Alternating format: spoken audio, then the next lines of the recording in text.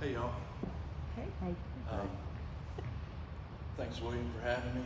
I get to speak in front of folks all the time, but when somebody says, hey, will you tell your story, it kind of, all sorts of nerves and things start to swirl around. So I always struggle with where to start, what to leave out, all that kind of stuff. But I think in order to really understand what God has done in my life and then encourage you to what he can do in your life, no matter where you are, is a little backstory.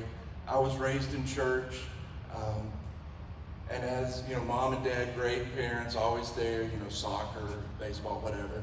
I don't have any excuse really of all the stupid stuff I did. It was just sort of self-induced. But when I was young, I look back now and I remember what I called feeling stuck. I didn't have words for it, and back when I grew up, it was, rub some dirt on it, boy, get up, we're not snobbling or crying or any of that kind of stuff.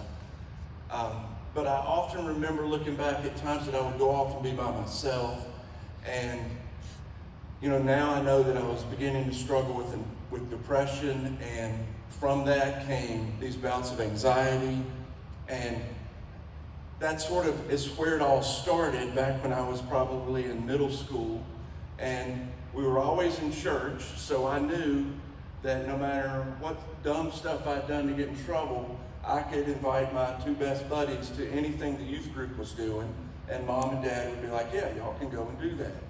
So, no matter what was going on, I was always able to kind of get away and go to church or the youth group, and I used that as an opportunity to goof off even more.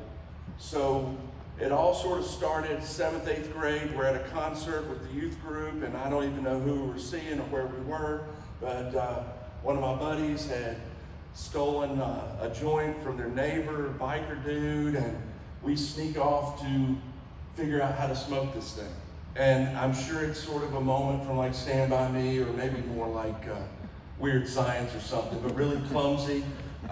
We smoke this joint and we think we're the coolest kids in the world, and I didn't realize what was about to happen, but word got out that we had done that with other kids, and all of a sudden when I show up at school the next day, these older girls knew who I was. That's pretty cool.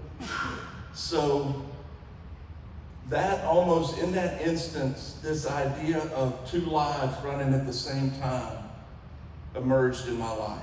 That I could live this one way, sort of behind the scenes, and I could put on another mask or another face and live a different way. And that was my method of struggling through an assortment of things. And the drugs led to different drugs, led to harder drugs, led to alcohol, led to 20 years of alcoholism and drug use, fights, broken marriages, lost jobs, you name it. I was there. And as an adult, it got more serious, and the depression got deeper, and my struggle got, just more raw, maybe would be a good word. But I was able to kind of keep it closed off to most people. I doubt it. A lot of people didn't know what was going on. My sweet, wonderful wife knew. Our wonderful son knew, because they had to live with this fake guy that acted one way one time and acted a different way at home. And they had to see all this. And often I would find myself just sitting on a couch in our basement wishing I was dead. And at the end of kind of my rope. And the thing that even made me more frustrated is, as I was going along, I went to college. I got a degree in theology, and so I knew the answers. I knew the book answers, but I didn't know the source behind the answer. And so I could tell you what to do, but I could not do it. Mm-hmm. And that added to my disappointment. And I got to a point where I don't know if I ever had a positive thought. And I was just wrecked. And the weirdest thing happened that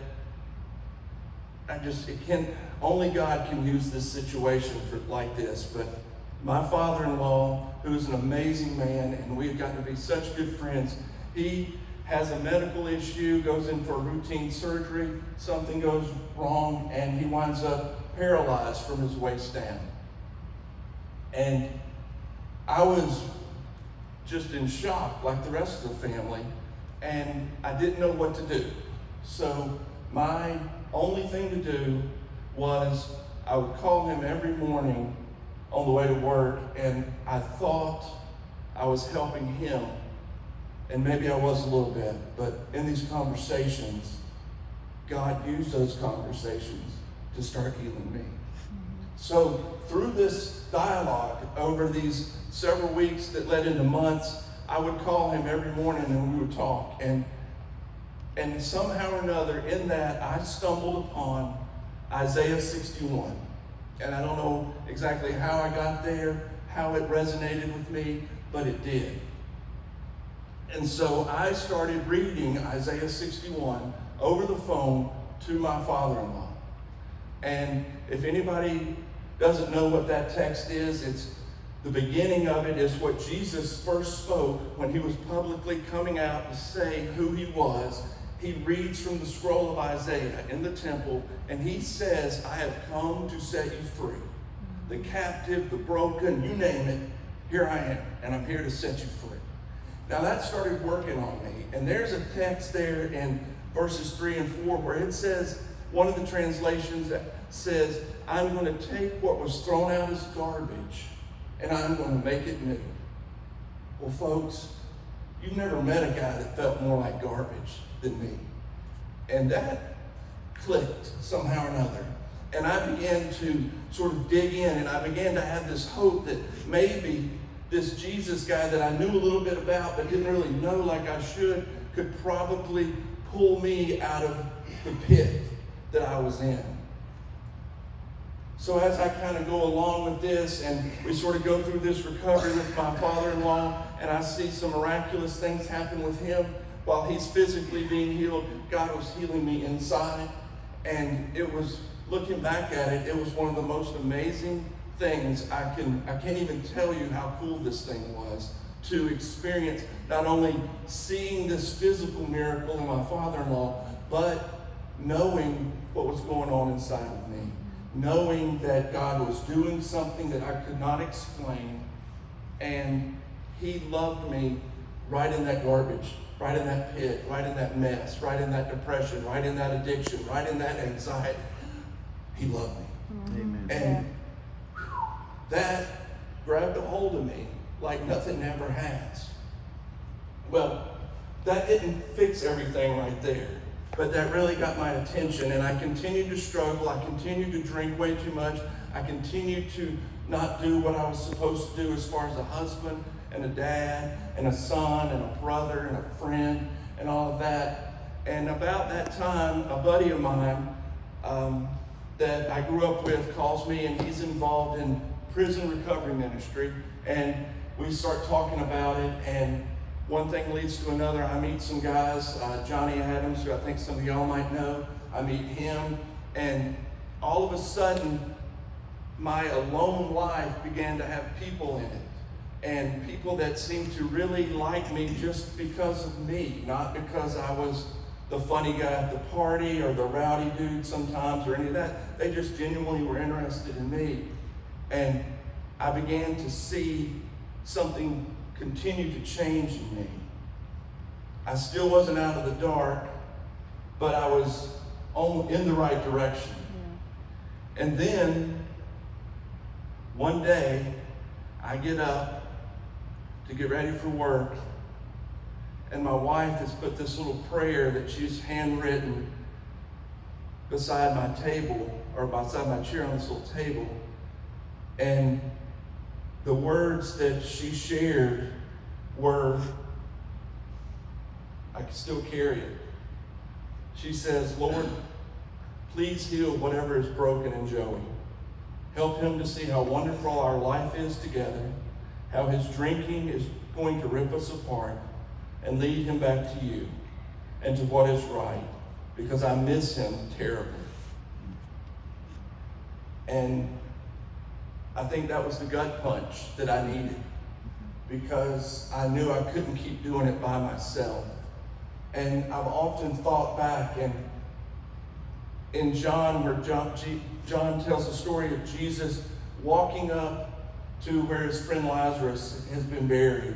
There's a conversation that goes on between Jesus and those around him, and the emotion that I saw when I read that conversation was one that I could relate to, because Jesus is angry, he's sad, he's frustrated. People are saying all sorts of things that aren't really helping him, and he's still there. He's just a man that's struggling because his friend is dead. And something in that conversation resonated with me all of a sudden, and I knew that Jesus understood me, because he has been sad, he has been broken, he has had loss. And then I coupled that with those words in Isaiah that he has come to restore, to make new, to fix the broken, to rename, to reclaim. It just began to click. And then I get more and more involved with this group of guys. I didn't know it at the time, but it was some of the first meetings for At One. And God began to just do something in my life. Because I also identified an awful lot with the rest of that story, where Jesus calls Lazarus out of that tomb. Lazarus wakes up, sees Jesus, but he's stuck. He can't go any further. He's right there. He's right at the edge. He can't go any further. And Jesus looks around to those people that were just causing him frustration, adding to his sadness, adding to his anger, questioning him, and he says, hey y'all, hey William, go over there. Take that death off of him. Take those bandages off of him. And that just, all of a sudden, I realized how much I needed those men around me and a group like this around me, so that I could fully walk in the miracle that Jesus was calling me to. Amen. Because it's one thing, folks, to see him over there, but not be able to get to him. It's easy to see him and not really know how to get to him. But when we come together, folks, man, we're helping hands, we're prayerful hearts, we're celebrating, we're crying. We are walking with Jesus together. And I think that's just amazing. And that's what these kinds of groups have been to me over the last few years. They have helped get my head back together. They've helped me think the way I'm supposed to think. They've helped me laugh, cry, celebrate. And folks, I tell you, in these rooms like this, I've seen more miracles than I ever thought possible. I've seen men coming out of prison, broken, dejected. I've seen women with their children lost, marriages broken, just crushed. And I've seen them pursue Jesus, and Jesus, out of that rubble, bring something beautiful. Mm-hmm. Isaiah 61 goes on to talk about, in the Message, it says that I will build you and make you into a salvation garden. I will put on a suit of salvation and redemption. So folks, if you'll change that mask that you might be wearing, the mask that I was so good at wearing, when I decided to let that go and follow Jesus, that mask was replaced with the suit of salvation. Amen. And the freedom that I have now that I never knew is unbelievable. When I first started pursuing this idea of sobriety and recovery, I thought it was going to be boring. I thought it was going to be kind of lame. I thought people were going to make fun of me.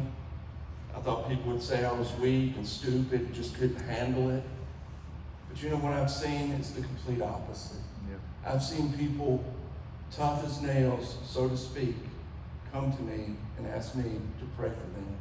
I've been in jails, I've been in prisons, I've been in long-term recovery places. I've seen the toughest dudes you'd ever see crying when Jesus gets a hold of them. What I'm talking about, folks, isn't a church service. It's not just chips and stuff like that. It's walking with Jesus. That is what changes you. If not, you're just going to go through the motions. You're going to white knuckle it, and maybe you'll make it, maybe you won't. Maybe you'll relapse, maybe you won't. But when you meet Jesus and you put him in charge of what's going on, it's going to change your life. You have to let it go. You have to be willing to step out in faith and just believe a little bit. You don't have to believe a whole lot, and you don't even really have to step. You kind of just have to think about stepping, and he's going to jump in and help you. That's what's so beautiful. That's what's so beautiful about groups like this. That's how this changes lives. William had asked, well, anyway, maybe I invited myself, I don't know. But the 1 year anniversary, we came back and we were able to celebrate with some of the folks in this room. And that's just what it's all about, that we come along beside each other. We walk this journey, we struggle together, and we are made whole. I think the biggest thing I would want to leave with you guys is, one, is anybody in this room can change. Two, none of y'all are tough or broken enough or any of that stuff that Jesus won't reach down and grab you. Yeah. And he's got a plan for everybody.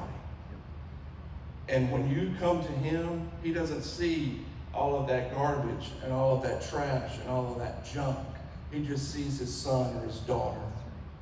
And when you accept him, the blood of Calvary covers you and you are set free. Because of that tomb being empty, you walk in boldness and confidence, and you know that you are alive. And when God looks down at you, all he sees is his favorite, the one that he loves the most. No matter where you are, no matter what you've done, God has a plan for you. And I guarantee you, if you give it to him, your story will change somebody else's life. You might not think that now. You might think, I'm nothing. I didn't do much. I don't have this cool story. I haven't done all these things. God's going to use each one of you if you let him.